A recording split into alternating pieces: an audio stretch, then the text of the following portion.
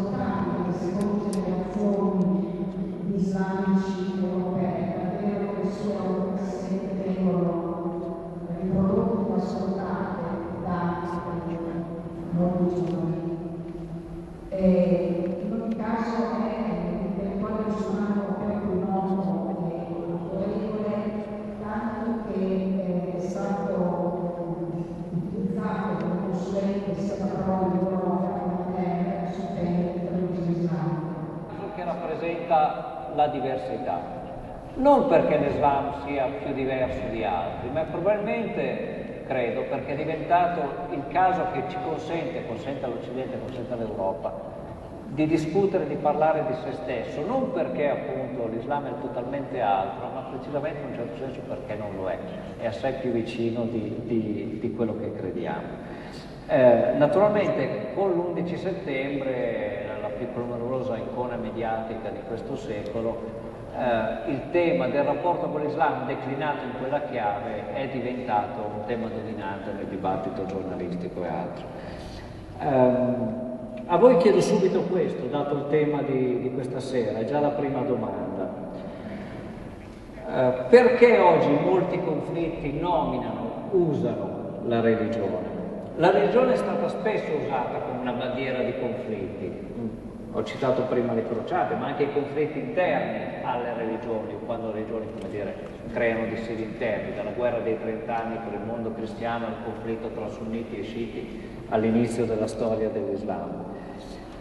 Nello stesso tempo non è vero, come spesso si sente dire, che è all'origine delle guerre. Etologicamente, per così dire, la guerra nasce ben prima delle religioni e spesso si è fatta a prescindere dalle religioni. Ricordo che i più grossi massacri di questo secolo, del secolo passato, le guerre mondiali, il nazismo, il comunismo, la Cambogia e altro, non nascono ovviamente o i nazionalismi, le guerre di questo genere, non nascono primariamente su base religiosa.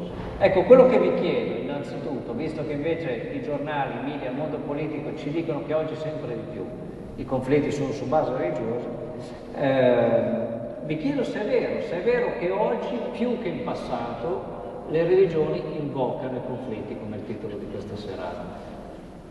Tariq e poi Franco.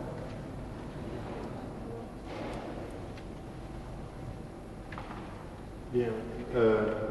D'abord, merci de l'invitation et de l'introduction. C'est avec plaisir que je suis là et malgré les controverses et les faux procès, de pouvoir échanger avec vous autour de ces questions fondamentales. Alors, je vais directement aller vers le fond de la question, parce que je pense qu'aujourd'hui, il y a du nouveau, mais il n'y a pas que du nouveau.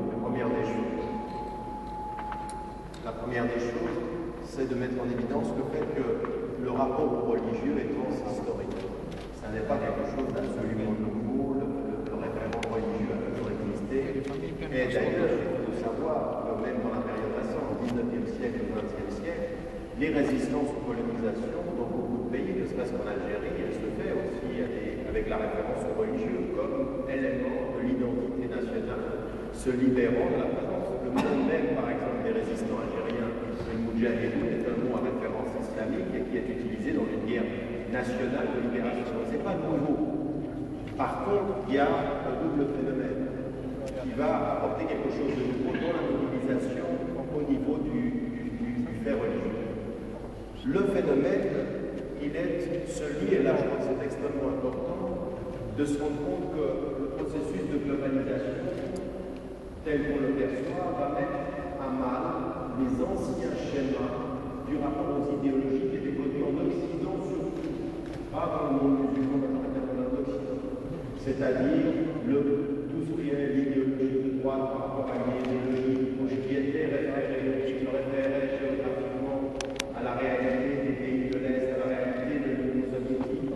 Tout ceci s'effondre peu à peu au bénéfice finalement de la victoire d'un camp à l'idéologie capitaliste et qui va repositionner les idéologies anciennes. Moi, je suis de ceux qui pensent que nous avons tort de tout enterrer de ce qui a été produit par la pensée marxiste, de la pensée de gauche, c'est une autre question. Mais la vraie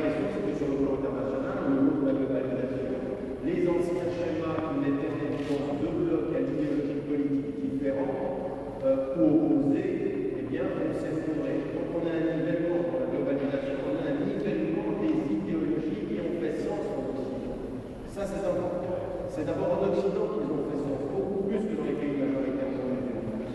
Et que le nivellement va faire émerger quelque chose de nouveau et de différent. Non seulement des mouvements qui s'appuyaient sur l'islam ont existé et continuent à exister, mais dans la construction même de l'idéologie de l'opposition à l'autre en Occident, l'islam va jouer le rôle de ce qu'avait pu jouer une idéologie d'opposition avant. C'est-à-dire, autant hier il y avait le communisme contre lequel on pouvait se positionner, autant tout à coup l'islam qui avait existé prend une nouvelle forme dans la rhétorique occidentale comme potentiel opposant à la réalité de l'Occident perçu d'abord de façon complètement schématique dans le discours par exemple d'un Bush, de George Bush, ou dans le discours même de beaucoup de politiciens occidentaux, comme le nouvel ennemi potentiel. Donc en fait, d'anciennes appartenances religieuses avec l'évolution même des idéologies en Occident va prendre une place particulière et puis on va avoir une construction, alors encore une fois, la construction autour de thèses fortes. Alors on sait, la thèse par exemple qui a été mise en avant par Samuel Huntington, qui est le clash des civilisations.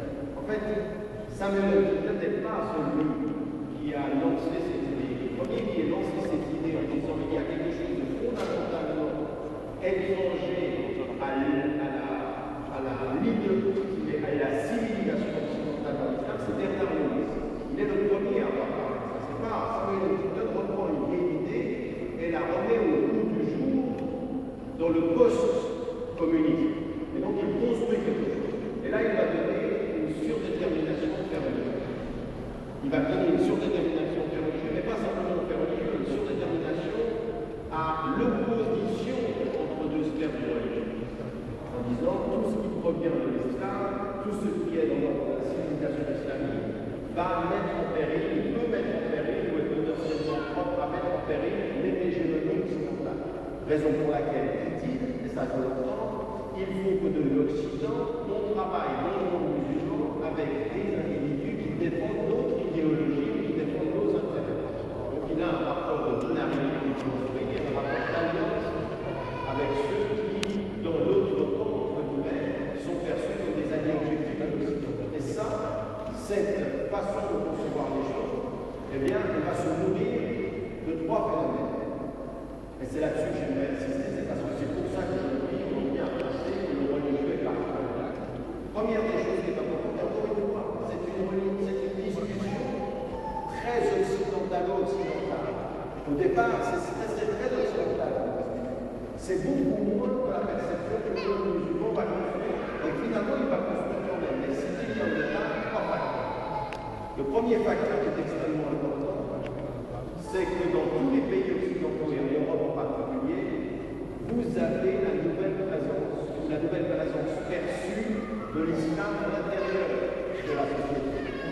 Et donc ça, c'est un premier facteur. Tout à coup, en Occident, des millions